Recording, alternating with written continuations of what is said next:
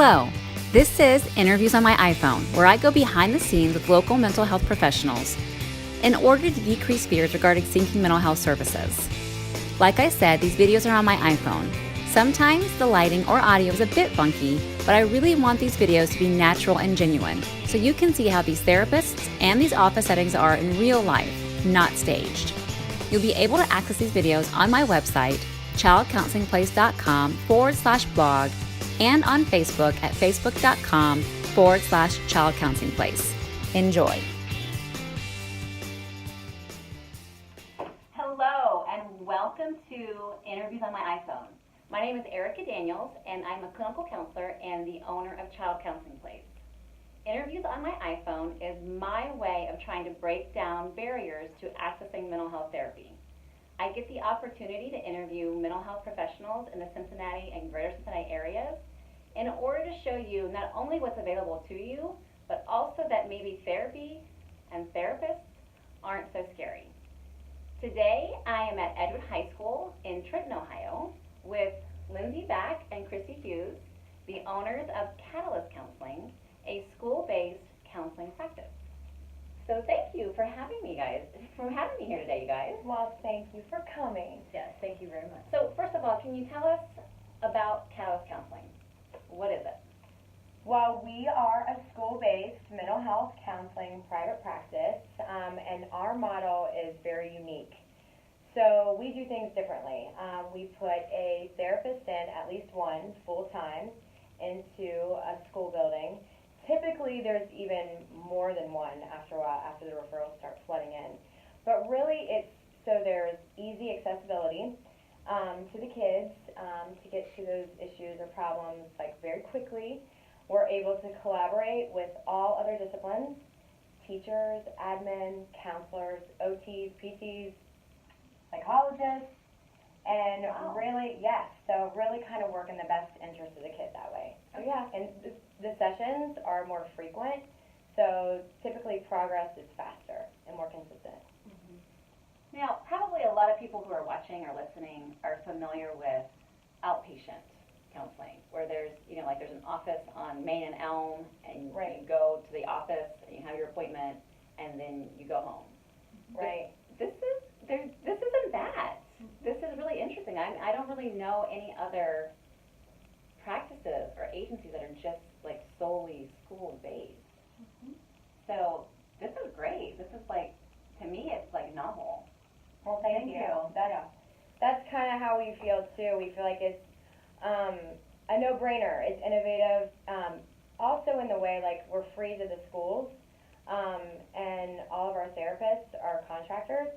So 1099 contractors, so they're able to be autonomous, build their own schedule, be in control of their own schedule. So it really creates this amazing dynamic where people are free to have the caseload that they want, provide quality, because that's really what it's about. That's what you want to do as a therapist is make you feel like you're having an impact. And in order to do that, you're having a smaller caseload, you're working as a team with other professionals, and you're really seeing growth in the kids. So we feel like it's a no-brainer, but it seems to be catching on and pretty innovative. So. Well, and we know each other. We've known each other for a long time. Yeah, right? we're really good friends. We've worked at community counseling agencies in the past together, and those agencies were basically outpatient counseling agencies. Yeah, we've all been there. And they had maybe school-based components. Yes. So there'd be a school-based counselor who, their office would be at the outpatient clinic. Yeah. And then they'd go into the school and then go back. Mini schools. Yeah, that's the same typically day, how it is. Right. But this is a school-based. Yeah. I think you guys had told me before you're maybe adding some services like home-based services and things like that, but this is your home base. Is the school. Yeah. Right. So for those who are watching and listening who are maybe more familiar with the outpatient, can you tell us kind of what the similarities and maybe some differences are between outpatient counseling and school-based counseling? Mm-hmm.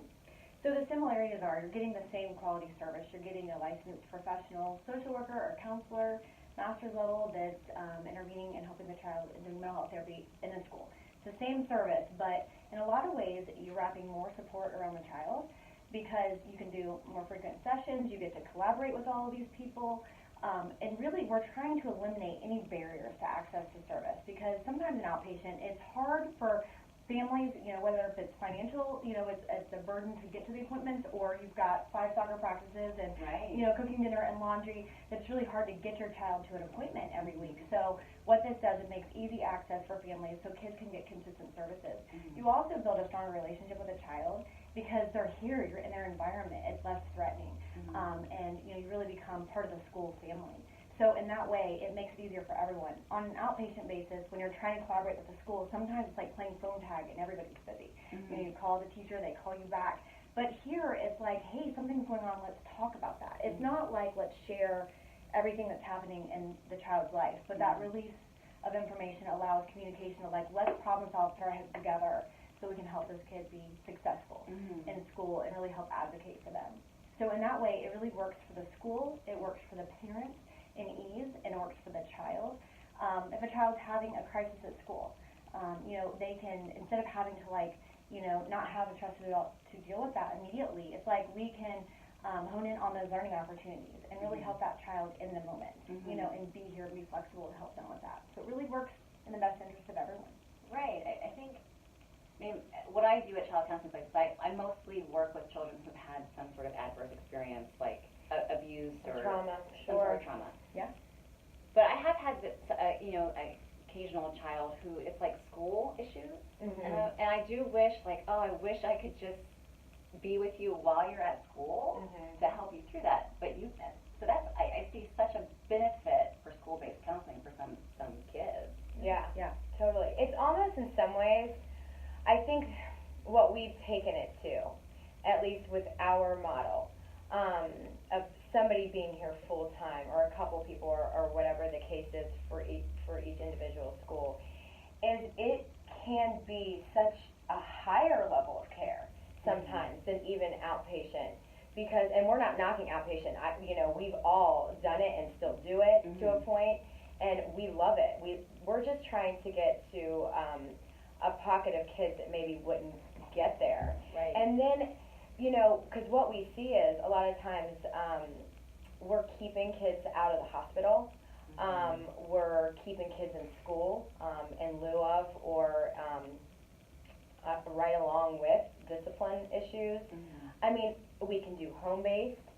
So it seems to be a lot of treatment and a higher level of care, and also prevention from, going into either residential, JDC, those environments that we know are not productive for kids with trauma at all. So it definitely is a whole nother level. And then we're just bringing, and I know we'll get to this, different pieces of treatment along the way. Psychiatry, we're hoping to get to a place where there's a really holistic approach. That's great. Which is, future, we'll talk about. Okay. Yeah. Well, and I wanted to highlight, too, something you just said, going back to having access to the schools, the students at the school during school day. Because, there are times where, maybe a kid at my outpatient practice where it's like the parent calls and said, oh my gosh, something's going on, can they get in? And I'm like, I don't have any openings right now. Right. And maybe a cancellation will pop up that day, and then I can call the parent, but the parent's like, oh my gosh, it's going to take me, by the time I go get my kid, and, I don't have time to do that. Where I could see here, you guys are seeing clients too, but if there's a cancellation, you could go pop in and check on somebody. Yeah. And we really try to build in some flexibility and talk to our students about that, and they're all super understanding. If we do, have to get somebody later in the day because one of, their fellow students was having, something going on and they needed us at that time, we can still go talk to them later in the day, but it's kind of being flexible. We operate on a schedule of appointments, but that flexibility is really key so that you're here and accessible. And, they understand because they're like, hey, yes, if something was happening to me, an emergency, I would want you to be available, and so they're always very understanding of that. And then I think the other thing is being part, because you said, how is this different than outpatient? Right. Because we're here and building relationships with the school, we're trying to access the kid on every level. So something that's huge for us right now is education. And, you know, teachers, like, they're doing an awesome job. Their jobs are hard. We see them. We respect it. But sometimes they're like, this mental health thing, that's not my training, you know? Absolutely. And, like, can you help us out? So the two things we're offering school districts right now is, like, trauma-informed classrooms and training so they can get information about what happens when a kid experiences trauma and how the brain changes and how to really intervene in the classroom in a way that's, you know, going to help them learn and be sensitive to those things. And the other piece of that is, you know, this is a tough field. You know, helpers sometimes help and they're not helping themselves, or life can be hard for everyone. So the other piece that we are doing is self-care trainings for teachers. And so we do that, you know, offer that in their staff meetings or on their professional development days. And that's really taking a look into themselves, you know, so that they can be the best they can be, then be the best teacher, and then have the best impact on the student. So when you are hitting the student from multiple layers, you know, trying to do macro level change in the building, changing the culture and the education, and helping the health of all the staff members, in addition to being readily available for their needs, then the impact is just far greater. Last year, I went into some school districts and did some trauma. Yeah, we Yeah, know we know that. Awesome. Yeah. And, you know, there were a couple teachers who were like, blah, blah, you know, but for Right. the most part, they want that. Yes, They they do. do. They do. And they They do. want somebody who's maybe there, you know, again, I have a practice outside of the school. And so I would just come in for my day that I was scheduled. But what the feedback I was getting from teachers is they would like somebody accessible to them. Yeah. To maybe consult with if something comes up during the day. So that is awesome that you guys are providing the staff with that. Yeah, and the real light bulb went off when we started talking and brainstorming about self-care, because and doing the maybe the interventions experimentally with the teachers, because you guys know, like, we go to a training, you're not having the buy-in with an intervention typically unless you do it. Right. Like a sand tray, a mindfulness activity, then you have the buy-in and you're like, oh my gosh, this really works. And therapy can really work. And oh my gosh, these interventions can really like help. And so that's really the base of what we're where we're wanting to start, along with you know, the neuroscience and NMT. I'm sure Lindsay will talk about later. So we are like pumped about that aspect of things too.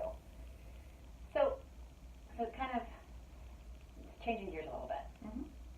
There might be some people watching who say, well, I don't get it, there's school counselors there. Like, you know, like there's a school counselor It's with so the district, or there's a confusing. It school psychologist with the It's district. confusing. What the heck are you guys doing? Right. How is that any different from what the school counselor, like, you know, it used to be guidance counselor. Yeah, now it's school totally. counselor.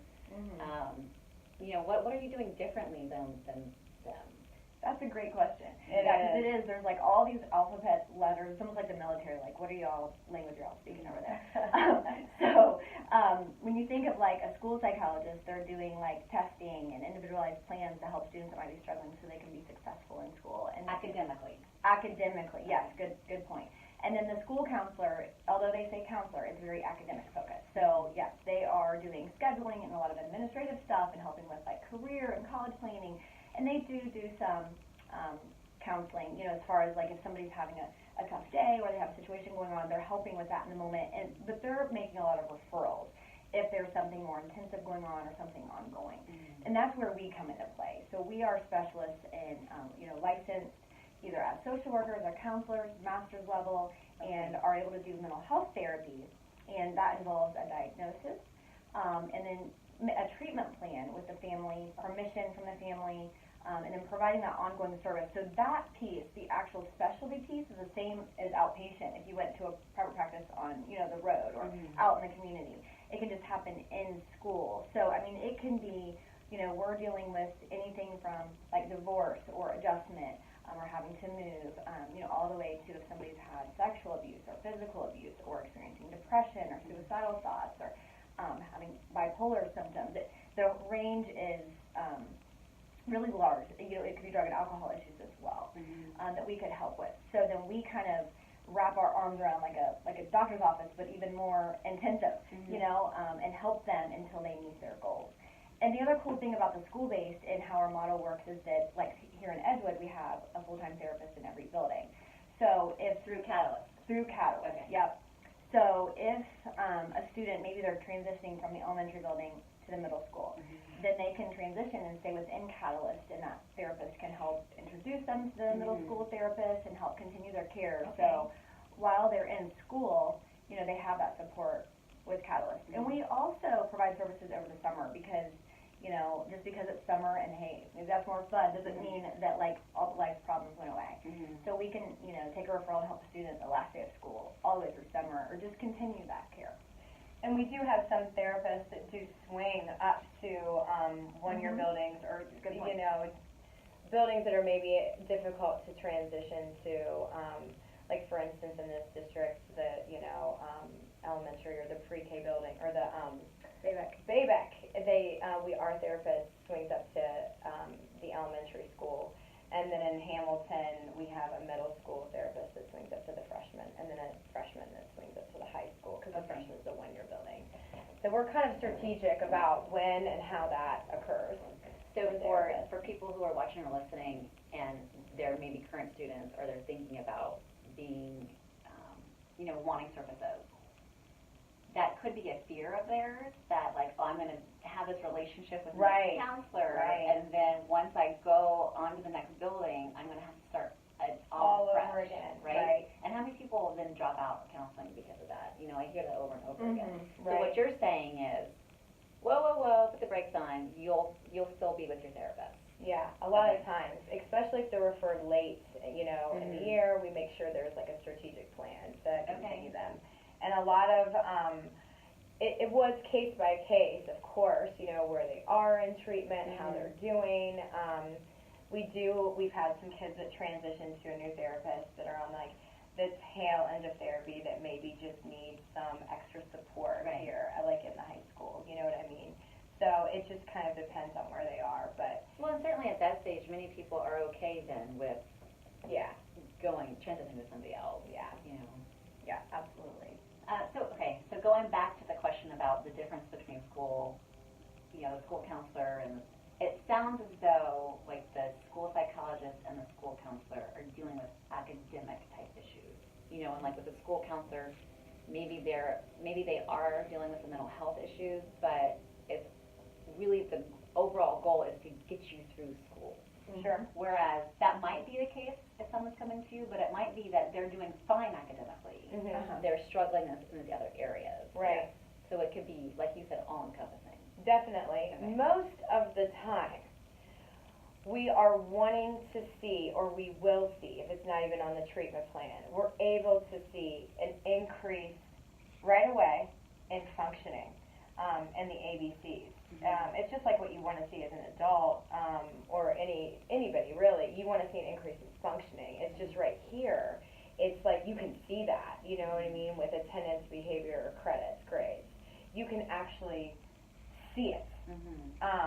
So that's been really, really cool because otherwise sometimes you hear about it, but there's really some hard data where you're able to actually visualize how the grades were before, the percentages even, and talking to teachers or getting the self-report from many different areas about their affects and just, or their relationships. You can, you know, it's pretty cool. So basically they're saying this helps. That's in the counseling. Yes, counseling helps. Everyone has issues. Yes, If you say you don't, you have more than the rest of us. We say that to everyone. So that train, it's like the second time I've heard the train come Right, by. that's how it is. Hamilton and Trenton are, yes, notorious. It's semi-annoying. So so people are watching, and I think maybe another question would be, how do they even get started? It's a good question. How would somebody come? So we get referrals from anywhere. Most of our referrals come from internal in the school, you know, from a teacher, the school counselor, the principal, the assistant principal, because sometimes, you know, somebody gets in trouble, and what's sad is, you know, it's awesome that most of the administrators we work with, they know to ask, you know, what's going on, ask about their life, then if they learn, you know, hey, this is going on at home, or I'm having this crisis, or I've had this loss, or this major change, or this trauma, then they're able to, you know, refer them to us so that we can help, you know, help empower them, help the family at large so that, you know, they don't end up back in the principal's office, you know. So we're getting referrals from school personnel, but a lot of times it's from kids, you know, because like you said, you know, part of your purpose is to break down like the stigma and or the fear of mental health services. And they don't look scary, do they? We're not They're scary. Maybe a little. But a lot of students have told me, they're like, I don't like counselors, and then I like start cracking up, and I'm like, I am a counselor. You know, they're like, oh yeah. But you're in my school, you know, so you're cool. Right. But not you. Right, you. All the other ones. Yeah. Sometimes they forget, you know, because Right. that whole like fear stereotype breaks down. But anyway, they'll refer their kids or their friends. They'll, you know, bring them to our door and be like, here's my friend. See, I told you, you know, they're cool and they can help you out. So it's school personnel, it's students, it's parents, you know. Like parents and community, or we've helped their child and they're referring another family. We also get referrals from like Children's Hospital, from Crisis, Butler County Crisis Mobile, or other practitioners, you know, like how we'll be able to refer back and forth when we know a child will benefit from your services or they benefit from ours. So they can come from anywhere. And all we need is, you know, the information, and we do call the parents, you know, and ask them to come in and sign consent and all of that. So just because we're in school doesn't mean we like start meeting with a kid without parent permission. Right. This is where accessible. Well, I had said to them at the beginning, one of the reasons I thought about doing this project is because I had a few teenagers, like, pretty close together at my outpatient practice who were like, oh my gosh, my friend really needs counseling, but she's so scared of the counselor. She doesn't want to be in therapy, but I told her, oh my gosh, my counselor's so cool. Yeah. And you should You are totally clear, go. yeah. You should totally go to therapy, you know. And not that, like, therapy is cool, but I thought, and that's not the message I want to, you know, get across, that therapy's so cool, but that it's not necessarily something that you need to be scared about. Not at all. It's like relationships. Everything's based off of that, and support, and that's, you know, we're human beings, that's why we're here. Right. And so that's the beauty of it. It's forming relationships and trust, and then being able to increase your self-awareness from there. And, you know, I think, like I said earlier, that's what we preach. Like, everyone has problems. Everybody does in life. Life is full of ups and downs, some worse than others. And it can be really, really hard sometimes, and people can feel alone. So it's just, it's a great place to reach out, and I think it's just becoming more accessible, and people are becoming more self-aware. Everybody wants to improve themselves and be, you know, healthier, and this is just one way to have someone in your corner that's like rooting you on, gives you a safe place and some time to be able to formulate what's best for you, because it's not an office, as you know, where someone's judging you and then spitting back like what they think about you. It's literally the time and the space for you to develop your own goals and plans, because everybody has it within them innately to be better. Right. And so we're just the catalyst. Exactly. Yeah. What's up? Did you just love that or what? That was good. Yes. Well, there's a collaboration, right? I tell It clients to come in all the time. totally is, This right? isn't about me. This is about you. Yeah. So And it's what not. do you want to be working on? Because that's what we'll be working on. Absolutely. Right? That you guys are on the same wavelength. I was thinking the Yeah, same exact man. thing. 'Cause I think misconception is that, you know, somebody's going to come in and we're going to give all this advice and tell them this is what you need to do and here are your goals, and it's Yeah. not like that at all. It's that you as the child, the student, the family, you're making the goal. Right. You know, it's your goals, and we're here to help you get to where you want to be. Well, and people don't know that, right? Because our profession, the mental health profession, the medical profession, there are laws and regulations that make it very confidential, Mm-hmm. right? So Yes. this yes. is why people are, I think there's this fear about counseling, about, Right. you know, mental health services. Yeah. Because people don't know about us. Right. And so then, you know, when you don't know something, those thoughts start spinning, and you Totally. start coming up with your own ideas of what that means, and then it's like, well, I'm going to be lying down on a couch while you're, Writing on a writing. notepad. Judging. And I'm going to put some pictures up of their office, and their... Isabel, we're in school. There's Isabel. Oh, and music. they're playing music. Schools are fun. Right, so this is part of the school counseling, right? You do have some noise.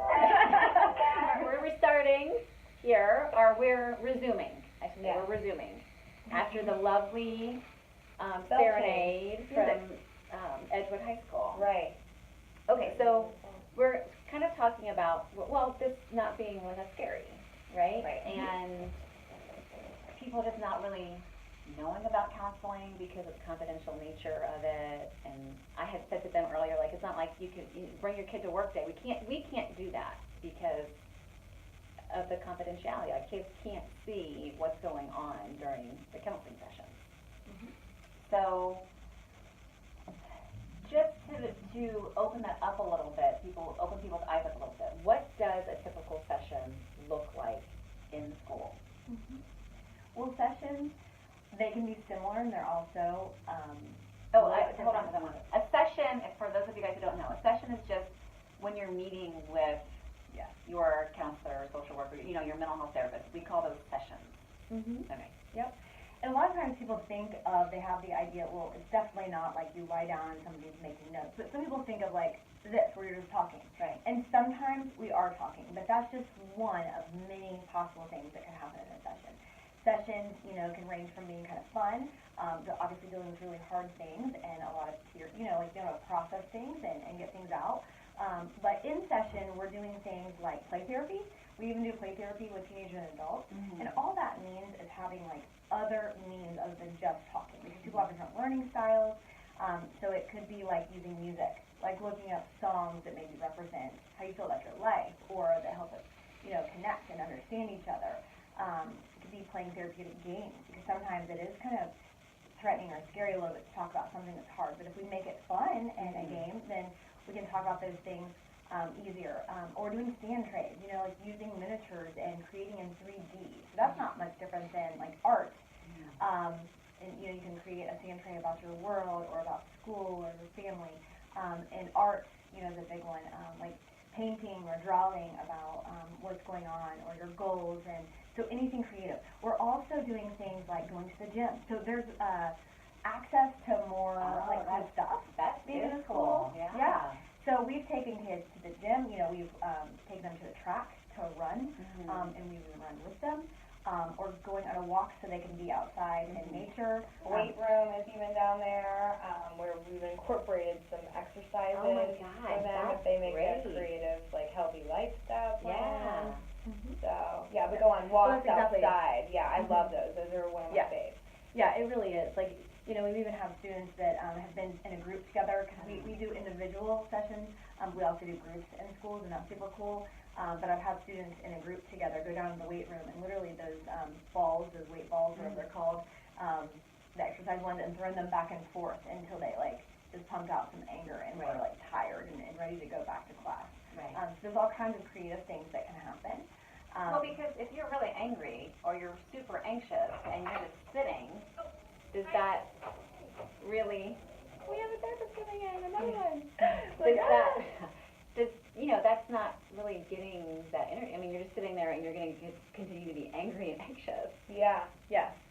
So there you are have to lots have of that options. movement.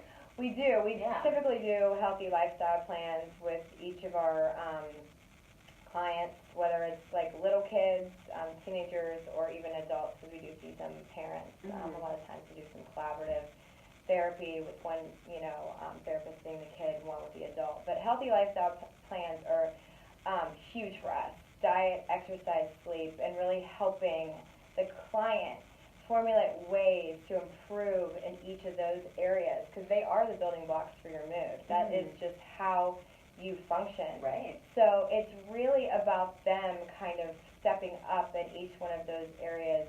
Diet and exercise will often, regulate your sleep a lot better. So incorporating some of that stuff into our sessions and practicing it, because, we have kids that don't really do exercise, so they need to be, like, shown how to, exercise, or we do it with them to incorporate it in here while we're like processing some other things. So it's really awesome, and a lot of mindfulness, yoga mindfulness, and just being outside and using integrating like apps that they could use, like the Calm app or the Headspace app. Attention freshmen, if you There's order a lot of sound. You're right. There are a lot of sounds in this. Today. Yep, But but that's their natural environment. Right. The sounds Yeah.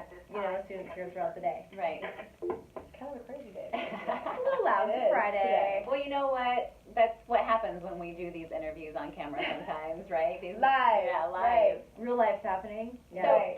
I know I'm trying to be mindful of your time, so I know you guys have things that you're doing today, but I do want to tell everybody, or for you to tell everybody, what a typical school-based counseling office looks like. Because like in my head I think school, and I'm Oh, thinking yay. chairs and desks and Yeah. Yeah, no. but we're in an office, and I'll show you guys some pictures with this video. But they have these awesome chairs and this ottoman and some plants, and it doesn't look. I mean, there are some school cabinets on the walls and stuff, but it does look Yeah.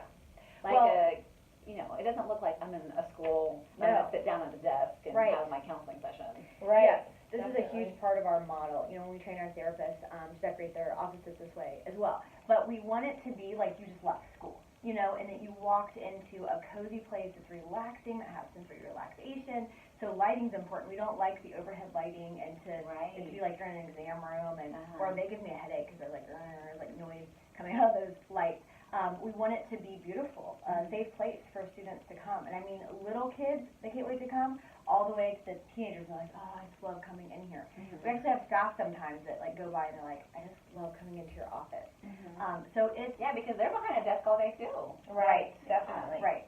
But in our offices, we have a variety of things, like because we're doing a lot of play therapy, we have like art and games and sand trays and lots of activities that can be done in this room. And that's not, I would imagine some people would hear art therapy and in a school, and then they would picture an art classroom. Mhm. That's not what we're talking about, right? Not at all. It's like in this office, we have tons of stuff, in the cabinets that paint, like we could use magazine clippings, all kinds of crafts, yarn, anything that they would want to use to just create. If we're doing either a non-directive or directive play therapy technique, so where they're just expressing like what's going on with them, we give them a lot of freedom in doing that. Like this office sort of kind of feels to me like a living room. Hilarious. Or We've heard that. or a little or a nook. Is that what most of the other counseling spaces are here in through Catalyst? Yep. Yeah. Okay. Well, it's so funny because you said that, and it reminds me of one of my teenagers that said that at one point. He was like, "Man, this place looks like a living room." But oh my gosh, she was hilarious. But really, like Lindsay said, a lot of sensory relaxation is incorporated into it. Plants, just for color or real ones. That's, right. Right. Maybe may or may not survive. Just We keep tried. it real. But even like texture is super important to us, and Of course, she said lighting, and just making sure that there's visually, like even colors are important, the way it's laid out. So it's, we really try to make it conducive for I feeling does relaxed. not feel as though I'm in the school, except for the overhead stuff. But right. as far as this, it feels great. right. And in this space, I mean, there are announcements sometimes, but for the This most space part, especially. it's quiet. And we're able to do, mindfulness Right. in the room, and then it's more like you've left school, you've escaped, you can relax, and sounds are important. A lot of time we'll have spa music or classical, or people have fountains in their offices, so you hear water and nature, but you can really escape and do mindfulness and go back to class ready to learn. Yeah, a lot of our therapists do have those, like little water fountain, things that's- in their and offices. that's nice. Yeah, it is really nice. We Well, should and, have and one I here. think, like going back to what Lindsay said, this is a space that they know that they're going to be announcements. Like at my office, I work on a non-working farm, They and, do that? and the neighbors across from us, they have their makeshift shooting range. Oh, And so occasionally Yeah. we'll start hearing gun Or a train. fire, Right. right? But that's Yeah. normal there. But that's normal. Like Yeah. my clients know that they might hear some guns going off at the shooting range next door, Right, or totally. there's a rooster on the property. Yeah. Like, a rooster might be crowing, you know.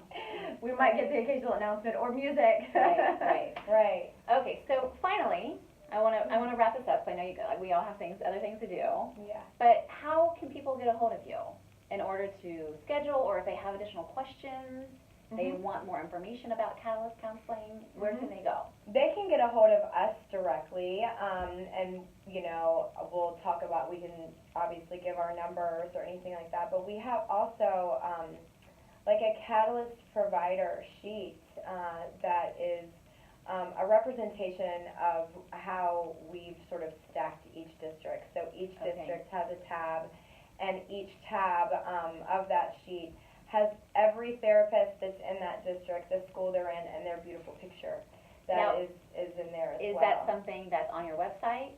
Well, we're Or working on kind of You updating. can email yeah. that to me, and I can include it in the. That would be, 100%. that would be fabulous. And also the website will have this on it. Our website now doesn't have the additions of all of our therapists, so that's coming very soon. Yeah. But yeah, the website is www.catalystcounselingllc.org, and that Okay. is where you can get, CatalystCounselingLLC.org. you got it. Okay. So you can get information, has our phone numbers and email. All right. Well, thank you guys so much. Thank you. And I'll include all the information with this stuff. And see, they're not scary. Not so too scary. if you are looking for some school-based services, Catalyst Counseling has what you need. All right, thanks. Thank you.